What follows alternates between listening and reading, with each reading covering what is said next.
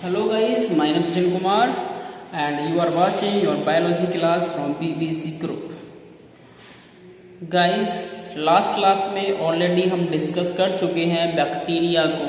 देखो फिर से बता रहा हूँ कि जो होल लिविंग वर्ल्ड है इसको 5 पार्ट्स में डिवाइड किया था साइंटिस्ट R.H.V. टेकर, और वो थे Monera, protista, fungi, Plantae and animalia. तो जो मोनेरा वाला जो फर्स्ट किंगडम है या मोनेरा वाला जो पार्ट है इसमें कुछ एग्जाम्पल लिए थे like bacteria, cyanobacteria, mycoplasma etcetera etcetera. तो बहुत इन लास्ट क्लासेस में हमने डिस्कस किया है, हमने बैक्टीरिया को डिस्कस किया है। बैक्टीरिया के size, shape, nutrition, reproduction, respiration and useful activities of bacteria, harmful effects और एक्टिविटीज ऑफ बैक्टीरिया, हम ये सारा कुछ बेटा डिस्कस कर चुके हैं। तो हम कह सकते हैं कि बैक्टीरिया एक तरह से हमने फिनिश कर दिया है, ठीक है। अब बैक्टीरिया के बाद में एक नया इसी में टॉपिक है, मोनेरा का ही एग्जाम्पल है, और वो है बेटा माइकोप्लाज्मा। क्या नाम है इसका? माइकोप्लाज्मा। ओके, अब ये हो कैसे सकता है? देखो, एक तो होगा यूनिसेलुलर। क्यों होगा? क्योंकि मोनेरा में ही आता है, और आपको पता है मोनेरा में वही लिविंग्स आते हैं जिनकी सेल यूनिसेलुलर, मतलब जिनकी बॉडी यूनिसेलुलर होती है। तो माइकोप्लाज्मा कैसा हो गया बेटा? यूनिसेलुलर, साथ ही साथ प्रोकैरियोटिक। हमने कहा ना जो सेल का टाइप है कैसा होता है मोनेरा में? प्रोकैरियोटिक होता है। तो यहाँ पर यूनिसेलुलर प्लस प्रोकैरियोटिक टाइप की सेल हो गई है, ठीक है। Cell wall absent, very important feature. आपने पढ़ा है लास्ट में कि जो बैक्टीरिया है उसके ऊपर उसके कवरिंग लेयर जो होती है वह सेल वॉल होती है, एक थिक लेयर होती है, और वो बनी होती है पेप्टिडोग्लाइकन की। But in the case of mycoplasma cell wall absent, cell wall नहीं होती। कहोगे सर फिर क्या होता है? सेल मेम्ब्रेन होती है, पतली सी। क्या होती है? सेल मेम्ब्रेन होती है, वॉल नहीं होती। तो आप क्या लिखेंगे यहाँ पे? Unicellular, prokaryotic and cell wall absent. और साथ ही साथ क्या है? पॉलीमॉर्फिज्म। पॉली माने होता है कई सारे, मॉर्फिज्म माने अपने रूप दिखाने वाला, मतलब यह अपने आकार और रूप को चेंज कर सकता है आसानी से। मैं अगर आपसे ये कहूं कि एक कोई खास इसकी रचना होती है, कोई खास स्ट्रक्चर होता है, ऐसा कुछ नहीं होता बेटा। जो माइकोप्लाज्मा है ये ऐसा भी हो सकता है, ऐसा भी हो सकता है, ऐसा भी हो सकता है, किसी भी तरीके का हो सकता है।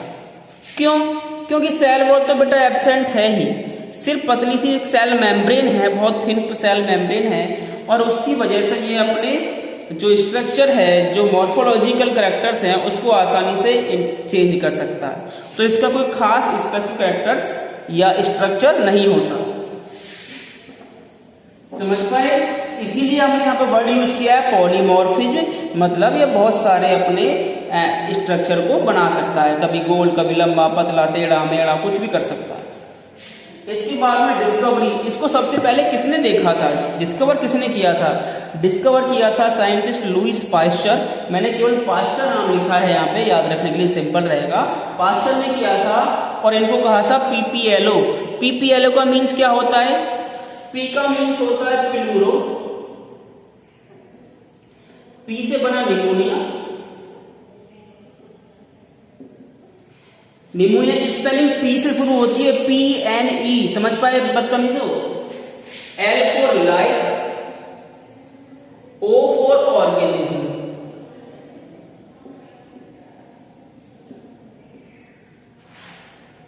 पास्चर ने जो आपके एनिमल्स होते हैं, खासकर बफेलोज वगैरह, उनमें जो बीमार बफेलो थी उसको निमोनिया हुआ था, उस बफेलो से एक लिक्विड को लिया और उसमें देखा, क्या देखा उस लिक्विड में?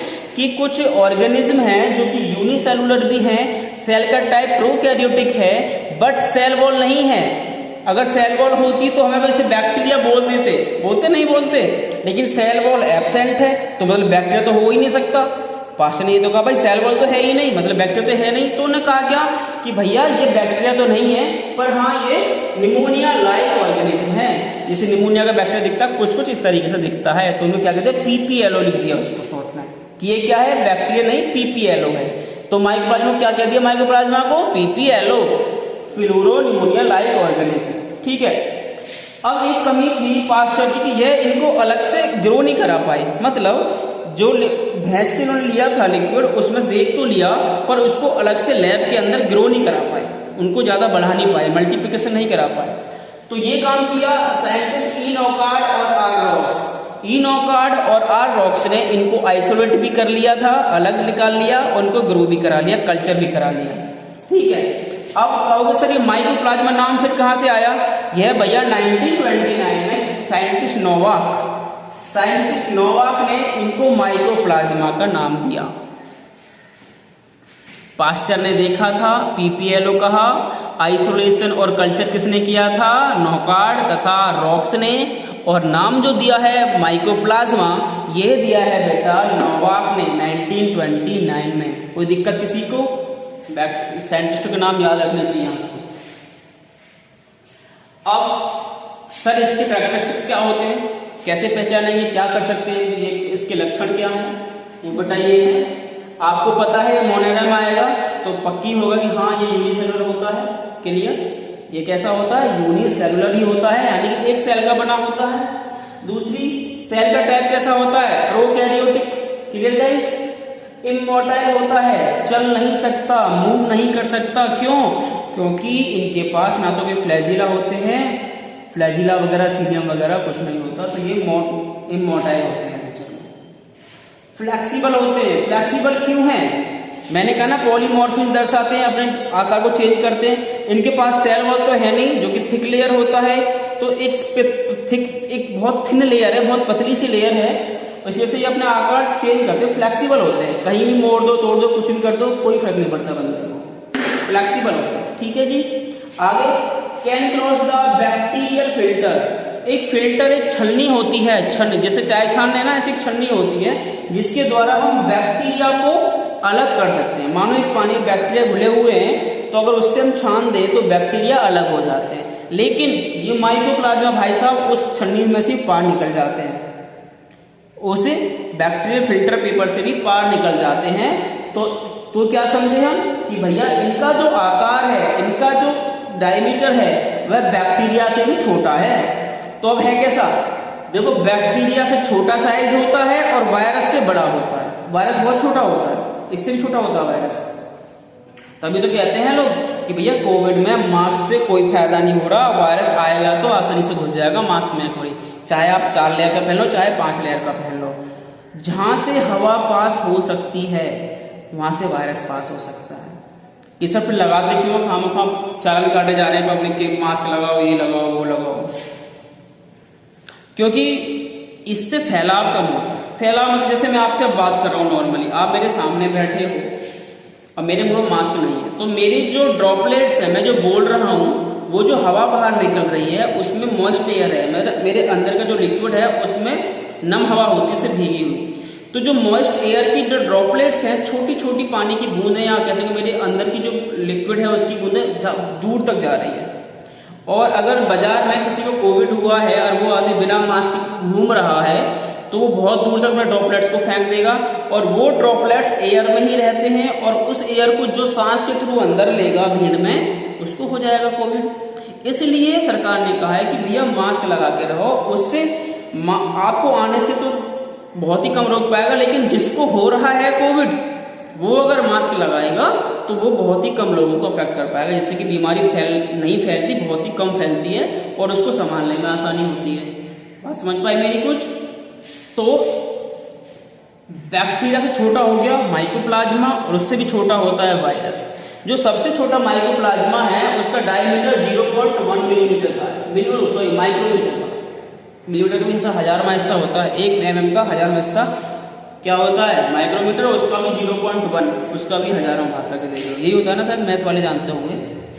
ठीक है, तो 0.1 माइक्रोमीटर का होता है बेटा इसका साइज, जो सबसे छोटा पीपीएलओ है। जनरली कितना होता है? 0.3 से 0.8। नॉर्मली जो मिलता है माइकोप्लाज्मा कैसा होता है? 0.3 से 0.8 माइक्रोमीटर तक का हो सकता है। अब सर फ्लेक्सिबल तो हो गई, ठीक है। हाँ, बैक्टीरिया फिल्टर से पार होगा क्योंकि बहुत छोटा साइज होता है, पार हो सकता है। पेनिसिलिन एंटीबायोटिक है, एंटीबायोटिक दवाई है। जब बैक्टीरिया का इन्फेक्शन होता है शरीर में तो उसे मारने के लिए एंटीबायोटिक दवाइयां यूज की जाती हैं। ऐसे ही एक है पेनिसिलिन, इस पे इफेक्टिव नहीं होती, पेनिसिलिन नहीं काम करती। क्यों? क्योंकि मुख्यतः पेनिसिलिन का जो काम होता है वो होता है सेल वॉल को डैमेज करना, और माइकोप्लाज्मा के पास तो सेल वॉल है ही नहीं, तो डैमेज क्या करेंगे, तो काम ही नहीं करेगी। क्या काम कर सकता है? टेट्रासाइक्लिन, टेट्रासाइक्लिन इसमें काम कर सकता है, ये इफेक्टिव होता है। ये होते हैं अनएरोबिक। अनएरोबिक क्या होता है? आपने भी बैक्टीरिया वाले सेक्शन में पढ़ा है कि बैक्टीरिया एरोबिक होते हैं, अनएरोबिक होते हैं। यानी कि एरोबिक जिन्हें O2 चाहिए, ऑक्सीजन चाहिए जिंदा रहने के लिए, और अनएरोबिक जिनको ऑक्सीजन नहीं चाहिए। तो माइकोप्लाज्मा भाई साहब को ऑक्सीजन की कोई जरूरत नहीं होती, अनएरोबिक है, ऑक्सीजन है दो, कोई जरूरत नहीं ऑक्सीजन की, जिंदे रहते हैं। समझ पाए? अब मैं थोड़ा एक डायग्राम बनाकर देखता हूँ। मान लो मैंने ये बना दिया, गोलाकार नहीं होते, कैसे भी हो सकते हैं साइज में, मैं बना के दिखा रहा हूं। इनकी जो सेल वॉल तो है ही नहीं, सेल मेम्ब्रेन होगी, और सेल मेम्ब्रेन जो होगी वो है 3 लेयर। कैसी है? 1 2 3 लेयर। समझ गए? 3 लेयर स्ट्रक्चर होता है, और ये बनी होती है आपकी लिपोप्रोटीन्स की, लाइपोप्रोटीन्स। याद रहेगा बेटा, माइकोप्लाज्मा की जो कवरिंग, जो सेल मेम्ब्रेन होती है, वह 3 लेयर स्ट्रक्चर होता है और मेड अप लिपोप्रोटीन्स। ठीक है, इसके अंदर डीएनए पाया जाता है। क्या? डीएनए, वो भी डबल स्ट्रैंडेड। स्ट्रैंड क्या होते हैं? मान लो मैंने एक ये बना दिया, ये सिंगल स्ट्रैंड हो गया, दूसरा ये हो गया डबल स्ट्रैंड हो गया। हमारे अंदर भी ऐसा डीएनए होता है 2 स्ट्रैंड वाला, इसके अंदर भी 2 स्ट्रैंड वाला डीएनए होता है। तो ये क्या है? डीएनए हो गया। इसके अंदर आरएनए भी होता है, बट सॉल्युबल फॉर्म में होता है, राइबोसोम मिलते हैं। ये क्या है? राइबोसोम्स। राइबोसोम भी आपके 2 प्रकार के होते हैं, 70S और 80S, 70S 80S। तो इसमें कौन से होते हैं? 70S। कि सर ये क्या होते हैं? बेटा आगे पढ़ेंगे बायोलॉजी, समझ जाएंगे सब चीजें। बस अब फिलहाल आप यही याद करिए कि जो माइकोप्लाज्मा होता है इसके अंदर डबल स्ट्रैंडेड का डीएनए होता है, सिंगल स्ट्रैंडेड आरएनए होता है जो कि लिक्विड फॉर्म में या सॉल्यूशन फॉर्म में होता है। राइबोसोम जो होते हैं 70S 70S टाइप के होते हैं। इसके अलावा अब ये इससे नुकसान फायदा क्या है सर? हमारा नुकसान होता है, ये बेटा बहुत सारे रोग करता है, भैंसों में, प्लांट्स में, ह्यूमन में क्या होता है? अगर जाएगा तो आपकी ट्रैकिया, जो आपकी विंड पाइप है, इसमें इन्फेक्शन कर देगा, सूजन आएगी, जिससे कि ब्रीदिंग में प्रॉब्लम होगी, सांस लेने में कठिनाई होती है। जो आपकी जेनेटल ऑर्गन्स हैं, जो आपके जननिक अंग होते हैं, वहां पर इन्फेक्शन कर सकता है। तो मैं आपको इसका जो है एक पिक खींच के भेज दूंगा बेटा, आपको उसमें से डिजीज लिख लेनी है कि माइकोप्लाज्मा से कौन कौन सी डिजीज या रोग होते हैं, वो आपको लिख लेने, नोट कर लेने एक पेज पर छोटे से में। ठीक है, बाकी ये सब तो आपको लिखना है ही है, नोट्स बनाने हैं। तो आज हमने क्या पढ़ा? बैक्टीरिया खत्म हो चुका है मनोरा में, आज शुरू किया हमने माइकोप्लाज्मा, और आज इसको हमने खत्म भी कर दिया है। क्या होता है? यूनिसेलुलर होता है, प्रोकैरियोटिक होता है, सेल वॉल एब्सेंट होती है, और पॉलीमॉर्फिज्म शो करता है। डिस्कवरी की थी पास्चर ने, किसमें? एक जो भैंस होती है बफेलोज, उन्हें उसका जो बोवाइन निमोनिया हुआ था उसको, उसके लिक्विड से इसको देखा था, सबसे पहले डिस्कवर किया था। और इसको पास्चर ने कहा था PPLO, pleuro pneumonia like organism. बहुत इंपॉर्टेंट टर्म है, याद होना चाहिए PPLO। इसके बाद में इसको आइसोलेटेड या कल्चर किया था साइंटिस्ट ई लॉम्बार्ड और आर रॉक्स ने। और यह नाम जो माइकोप्लाज्मा हम बार बार ले रहे हैं, यह बेटा डोनेशन दिया था नोवाक ने। ठीक है, यह नाम नोमेनक्लेचर किया था नोवाक 1929 में।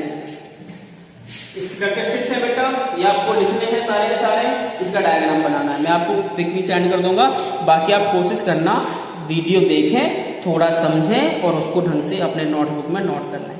Thank you.